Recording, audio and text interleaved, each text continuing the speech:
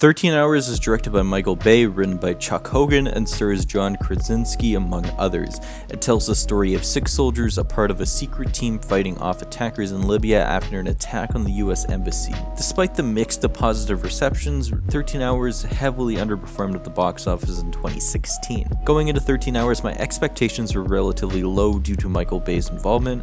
I figured the action would be decent, but everything else about the film would leave more to be desired, such as good character acting, the cinematography, and story progression. With directors like Peter Berg and Catherine Bigelow offering gritty war films with well-realized characters, it's hard to compete in a genre like this, and Michael Bay's 13 Hours pales in comparison to films like The Hurt Locker and Lone Survivor. It almost feels like a little brother to those films. It tries to replicate the same formula of incorporating characters the audience can sympathize with alongside dark, realistic violence. 13 Hours fails at this though. I didn't know anything about Jack Sylvan nor the rest of the squad by the end of the film. I understand war movies are not deep character studies, however 13 Hours tries and fails at characterization as it was difficult to get past the wooden acting and cheesy dialogue. John Krasinski did a fine job in his role and the rest of the actors were decent too, however the film fails at establishing who each character is outside of the quick exposition near the beginning. I never got a good feeling for each member of the secret squad, leading me to not know who is who during the climax. This confusion of characters may be the result of the way the action is directed though.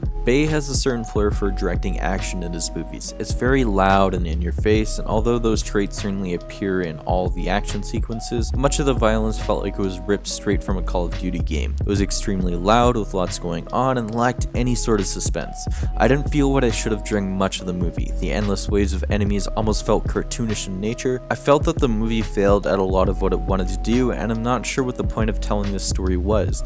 It might have fared better in the hands of a more competent director who could portray the sequences with more passion. I wasn't a fan of the look of 13 Hours either. The look was very glossy, and the shaky cam used during action scenes made it difficult to tell what was happening in certain sequences. I understand that there is a discourse between shooting on film or digitally, and that the filmmakers used a combination of both. It's pretty obvious to tell which technique was used, as scenes that were shot using film looked very nice, and I must praise Bay and his cinematographer Dion Beebe in those instances as they captured some really nice shots. The rest of the movie's shooting style left more to be desired though. I understand the desire to bring this story to life, but the way the filmmakers went about it left me wanting more. It's certainly not the worst movie ever, however I can't help but have wanted more from it. Not just for moviegoers, but out of respect for those who were depicted in the film, and those who can relate to instances such as the ones the soldiers were faced with. I understand this movie received pretty positive praise, and that's fine. I'm not here to trash the troops or the actual events that happened on September 11th, 2012. All I wish was the depiction of the events was handled a bit better than it was, and for that reason I'm giving 13 Hours a 4 out of 10.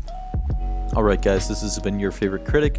If you enjoyed this video, please smack the like button, subscribe for more, and if you want to keep up with me on Letterboxd, link is in the description, and I'll see you guys next time. Peace.